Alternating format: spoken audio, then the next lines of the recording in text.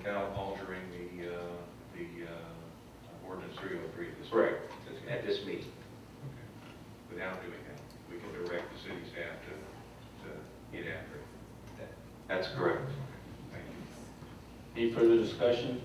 Yes, ma'am. I'd like to go on record and say that I would like to see the ordinance come forward for amendment, change, modification, or whatever we want to read it as, to go ahead and have this paragraph E written into the next city council meeting.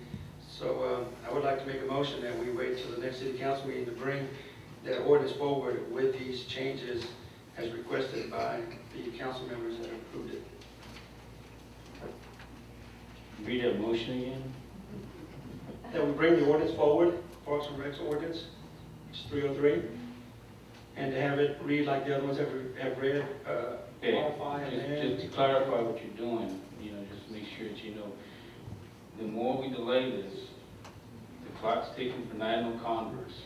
It's an October event, and nothing's being done because we're still trying to decide who's going to do what. And you got these readings versus sections, in doing it this way, it gives them direction to go ahead and start. I understand that, sir. Like I said, with the ordinance, the way it's written, I just don't want any perception of anything coming back and saying, hey, we weren't notified, didn't know, even though it's out there. I'd like to have the ordinance in front of us to be rewritten that way, either to amend, repeal, modify, or whatever. So that's what my motion is. Okay, motion to bring the ordinance forward for modification. The next city council. We have a second.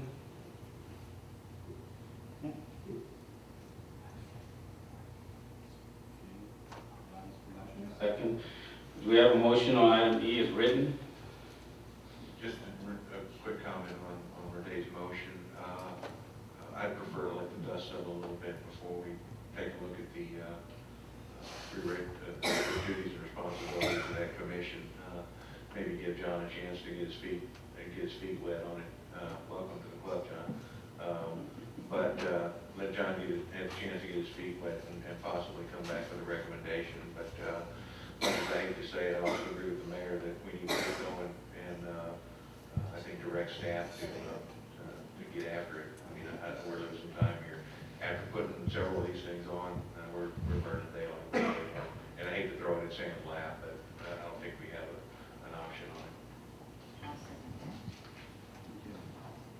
You're making a motion to approve as written, second by Councilwoman Riley. All those in favor signify by stating aye. Aye. Opposed, say no. No? Motion carries. Did you get that vote, Penny? Yes, sir. Okay. Motion carries.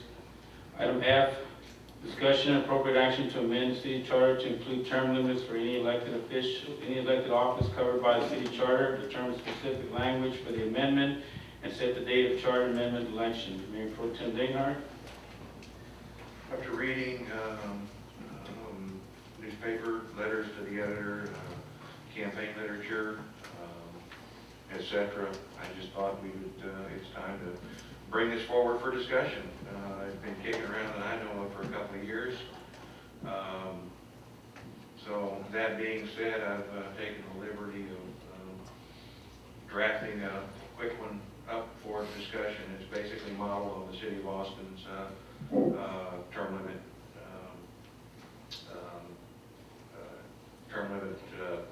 clause in their city charter.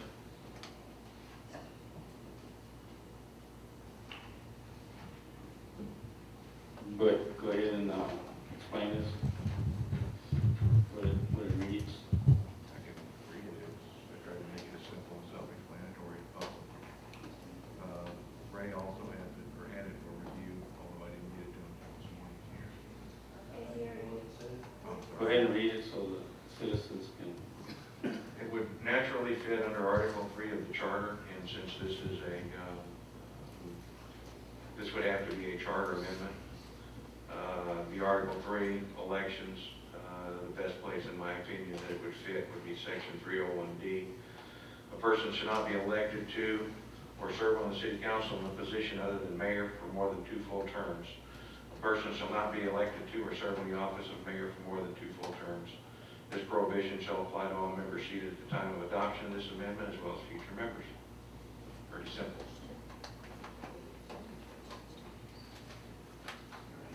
Councilman Shatter, go ahead. I kind of did some review on the internet, and the average term limit for cities is 7.9. Even the president has 2 full terms, that's 8 years.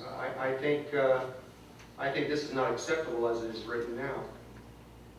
Yeah, I understand, glad he brought this forward. I think there is a need for term limits, but I think we need to learn from our surrounding communities. For one thing, none of the Metrocom cities in our Metrocom have term limits.